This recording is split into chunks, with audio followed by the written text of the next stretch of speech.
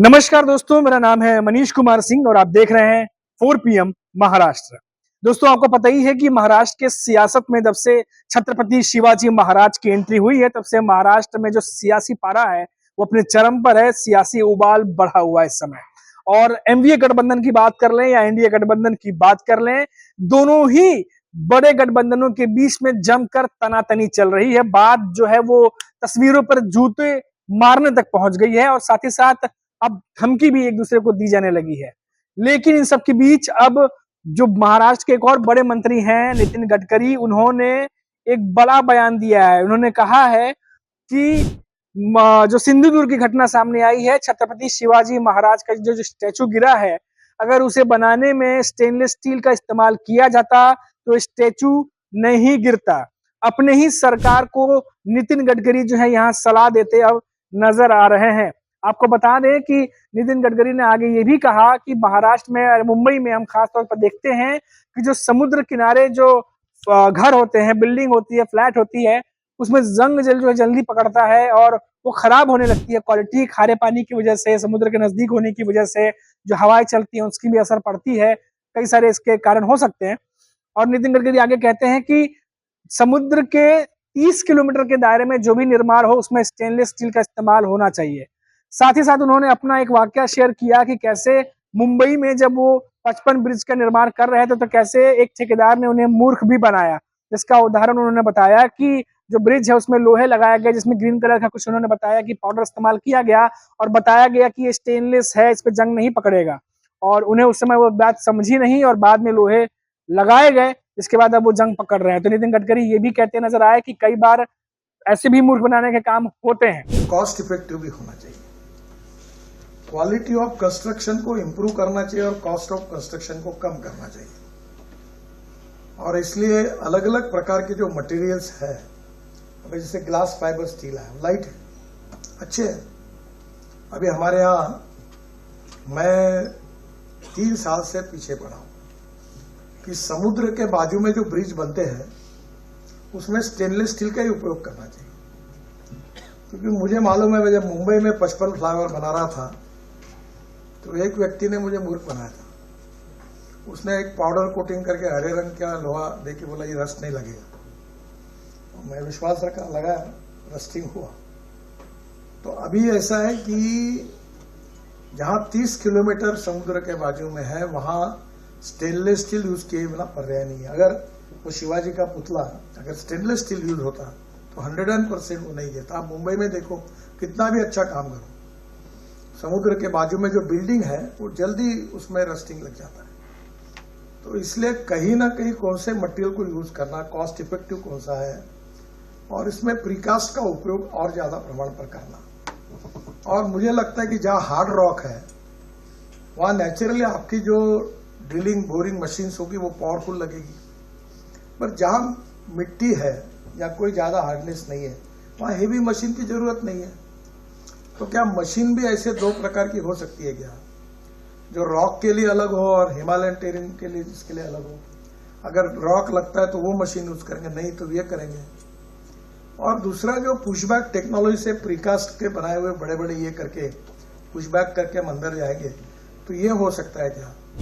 अब ये सारे जो बयान है एक तरफ है, लेकिन जो वो सलाह देते नजर आए अपने ही सरकार को, ये हेडलाइंस जो है वो बन रही हैं। लेकिन आप देखिए कि महाराष्ट्र सरकार हो या केंद्रीय सरकार हो, जब भी किसी भी कॉन्ट्रैक्टर को कॉन्ट्रैक्ट दिया जाता है तो वो ठोक बजाकर, उसका एक्सपीरियंस देखकर, कितने साल से वो काम कर रहा है और साथ ही साथ उसकी कंपनी जो है वो कितनी रिलायबल है, उसके पास कितने एक्सपर्ट्स हैं, क्या एक्सपर्ट्स हैं, उन सबका खाका जो है वो चेक किया जाता है, चेक होता भी है। उसके बाद इस तरह के कॉन्ट्रैक्ट दिए जाते हैं और खास तौर पे ऐसे कॉन्ट्रैक्ट जहां बड़े मंत्री इन्वॉल्व हों, जहां देश के प्रधानमंत्री नरेंद्र मोदी पहुंचने वाले हैं उद्घाटन के लिए, तो ऐसे कॉन्ट्रैक्ट किसी भी ऐसी कंपनी को नहीं दिया जा सकता। तो क्या ये कॉन्ट्रैक्टर जो है, क्या सरकार को बेवकूफ बनाने का काम करते हैं? क्या इसकी छानबीन नहीं होनी चाहिए? जैसा कि नितिन गडकरी ने अपने एक उदाहरण में बताया कि मुंबई में भी उनके साथ ऐसा हुआ था। तो इस तरीके के जो ठेकेदार हैं या इस तरीके के जो ठेकेदार हैं वो किसके शय पर इस तरीके से काम कर पाते हैं? क्या पार्टी के भीतर ही कुछ नेता मिले होते हैं जो इस तरह के कांड सामने आते हैं?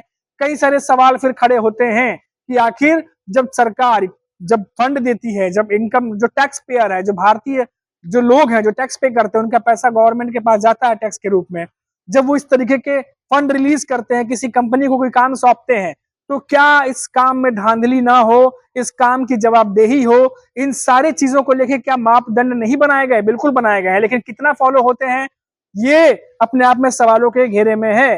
तो कई सारी ऐसी बातें हैं जो बार बार उठकर सामने आती हैं। चलिए, इस बार छत्रपति शिवाजी महाराज का स्टैचू का मामला सामने आया, लेकिन क्या इससे पहले कोई और मामले सामने नहीं आए हैं? क्या मुंबई की सड़क जो बदहाल है, जो महाराष्ट्र की कई सड़कें हम देखते हैं, आए दिन रिपोर्ट्स में देखते हैं जो बदहाल है, क्या वो कोई नई बात है? क्या वो टेंडर बार बार नहीं निकलते और कॉन्ट्रैक्टर को नहीं दिए जाते? क्या जो समय, उसकी समय सीमा नहीं होनी चाहिए? समय सीमा के भीतर अगर सड़क खराब होती है तो किसकी जिम्मेदारी? कई सारे ऐसे सवाल हैं जो कॉन्ट्रैक्टर के साथ साथ जो टेंडर दे रहे हैं सरकार के अधिकारी, उनको भी कटघरे में खड़ा किया जाना चाहिए और उनसे सवाल जवाब होना ही चाहिए। फिलहाल अभी मैं बात कर रहा था नितिन गडकरी के इस लेटेस्ट बयान के बारे में, तो अब जो है नितिन गडकरी स्टेनलेस स्टील का जो है वो नाम लेते दिखाई दिए हैं। तो क्या जो स्टेनलेस स्टील है इसकी जानकारी क्या नहीं है? क्या जो एक्सपर्ट्स काम करते हैं गवर्नमेंट के साथ में या कॉन्ट्रैक्टर के साथ में, क्या उनको इस बारे में जानकारी नहीं है? तो फिर ये सब चीजें क्यों नहीं की जाती हैं या ये सब चीजें क्यों नहीं इंप्लीमेंट की जाती हैं? अभी नितिन गडकरी ने जो बयान दिया है स्टेनलेस स्टील वाला, अब इसको लेकर के ये बात हो रही है कि नितिन गडकरी जो है, जो ये घटना सामने आई है और सभी को पता है कि जो समय बीता है इसमें एमवीए गठबंधन जो है किस तरीके से महायुति की सरकार जो है उस पर हावी है। साथ ही साथ केंद्र सरकार में जो पीएम है नरेंद्र मोदी, उनको भी घेरने की तैयारी जो है वो एमवीए की तरफ से चल रही है और कर रहे हैं वो लगातार।